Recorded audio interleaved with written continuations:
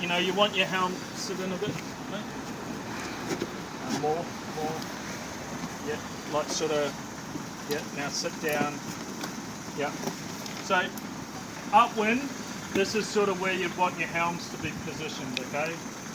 A little bit forward, right at the back, and ideally sometimes even holding just directly to the rudder like an Optimus. That's what Optimus sounded like. That's why they're good in the light, huh? And the other key thing is knees to the chest, okay? And that's about it. The helm usually does the jib, and the crew's doing the main. Oh. Okay?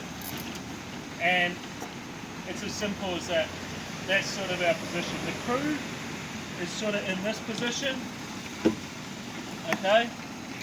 And they sort of can move in and move out, and then the crew then will move out to here, onto the trapeze, and then back to here before the helm even moves. Okay? So the crew does all the movement up until like 8 knots before the helm should even be moving. And then the helm will then move out to the side, and then the crew won't obviously move back. Okay, and you know, the simple stuff like the crew gets lower or higher. Okay?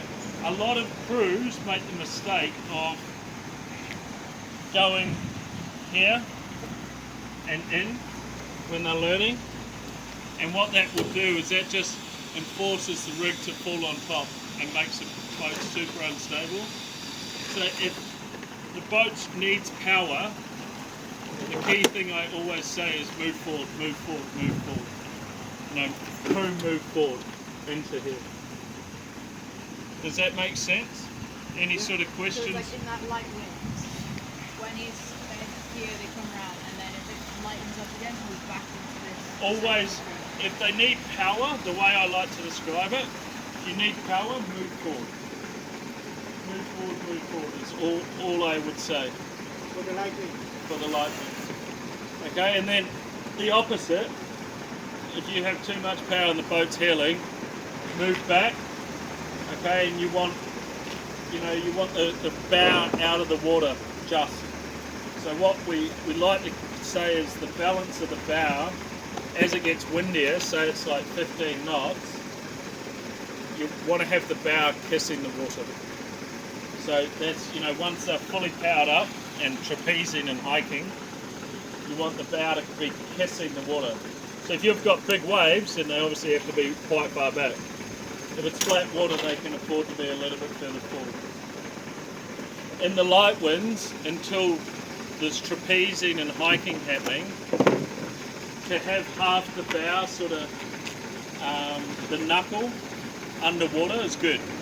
It acts as like another centerboard. Okay, so you know, sort of up to sort of here is okay in the light winds, and then kissing sort of once you're trapezing, sort of you just want the water to be touching the bow. And then another key thing is the kids will like to sail the boat heeled, and they like to be sailed flat, so you can jump out, mate. So if you have a look at the back of the boat, you've got this nice big flat part of the boat, okay? And that means upwind it likes to be flat. Okay, same as an Optimus, right? If it's heeled, it goes slow. So what a key thing for me is when I'm sort of coaching, is the kids are hiking and trapezing and they're looking. If the water's exiting here, you know the boat's heeled. If the water's exiting here, you know they're sailing flat. And it's a good teaching method for the kids to be like, hey, why is the water up here when it should be down here? And it's a super easy way to start to get the kids to sail the boats flat. And that's upwind and downwind. They have this big flat bottom which they like to be used. As soon as the corner goes in, it's just drag. The tacking, so it's again quite simple in light winds. your helm is in this position where the knees are to the chest, and they take the main sheet. Okay, so your helm would take the main sheet off the crew. Okay, the crew's past the helm, the main sheet, and they literally just swivel on their bum. They don't move. That's it for the helm. And then the crew does a roll tack in front of the mast. Okay, and then once it's windy enough, behind the mast and through the boat, which I'm sure Pasu is used to.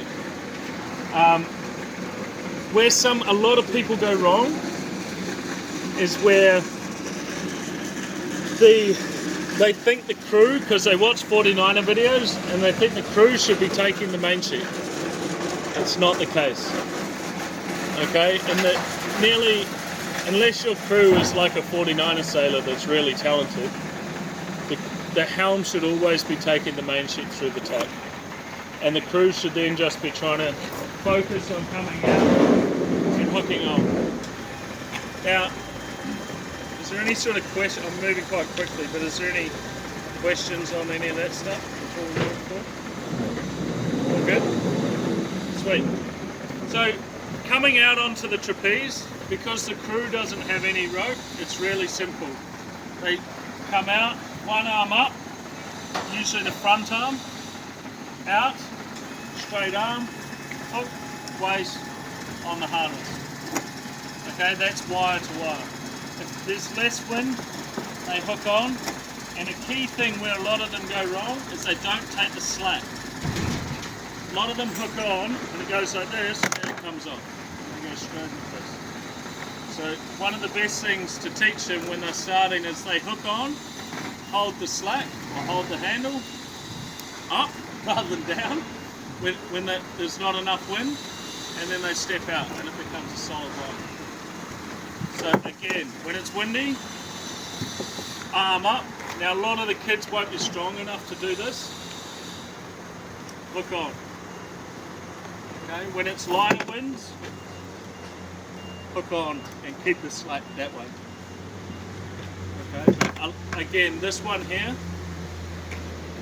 a lot of kids won't be strong enough to do it. Probably 95% of them. I still have half of mine that can't do it. So, but making sure that they have that little technique to keep it tight when they're going out, it gives them a little bit of safety when they're learning to trapeze. With the light wind, so then once they come out, because they lift up, they hook on, then go behind the air for a little bit, or? Yeah, well, in the light, pretty much it's up there. Okay. So they're So standing. it's kind of preset because they're already like, oh, it's light winds today. Yeah, so Okay. that, and a big common mistake a lot of kids have when they're learning is they fuck around with this too much. They're like, oh, look at this new toy, up, down, up, down. Like, when I'm teaching kids to trapeze, I just do this, and I'm like, don't touch it. You know, and I'd highly suggest it for the first couple of months when you're teaching people to crew. Just be like, don't touch it. You know, just learn to go out and in, like, you know, because all of us, they think that this is the key to success for some reason, and they get all too muddled with it. And even it's a common problem I see when they come through like learning to sail to elite level. I'm like, just use your body instead of playing with this. Like half the time they're like up, down, and I'm like, just use your shoulders or you know, press your shoulders more. And again, that sort of leads me on to my next point is when a lot of the kids sort of, when trapezing, really look at like this, okay? And if you look at their vision, it's this, okay? And it really stops them from seeing what's going on. And what it also makes them do is fall backwards. Okay, so they always fall backwards into the helm and become super unstable. So a key trick, again, when they're learning, is to your front shoulder to point it at the ground, at the water. Because if your front shoulder's pointed at the water, all of a sudden I can see this, and I'm using my leg automatically, my back leg as a brake to stop me falling back because I'm like this. Okay, a lot of kids when learning are like this. Bang. Okay. Another big thing that happens is the kids get their feet really far apart when trapezing. Always try to keep their legs together. Okay, feet together, feet together, feet together. Okay, believe it or not, if they go like this, they become way more unstable on the trapeze. So they fall backwards or fall forwards. Being actually more like, feet together, they become more stable. And always, apart from super light winds, where your helm's sitting here and your crew's here, as soon as they're on the side of the boat, their weight should be together. So, based on the pitch of the boat, weight forward, and then you move back together, or forward together. So there shouldn't really be a gap between the sailors. All good? Yep. So it's feet together, and then your shoulder to Yeah, so ideally, if we had a harness, we could have a look at it. But we put a harness on and we can have a quick look. It might be easier to do it. But yeah, it's feet together for sure. Is key. And then your back foot becomes the brake, and then you've got to twist your front foot. Yep. So we whack a harness on, have a quick look. And with the helms upwind, what works quite well is a lot of the skippers, especially if they come from Optimus, they think like, I'm going to hike this way. And it's way more effective if they hike out and back, okay? So if they're hiking at an angle like that, because what it's doing again is flattening the back of the boat. It's all about flattening the back of the boat all the time. Have I lost you yet? No, I'm still.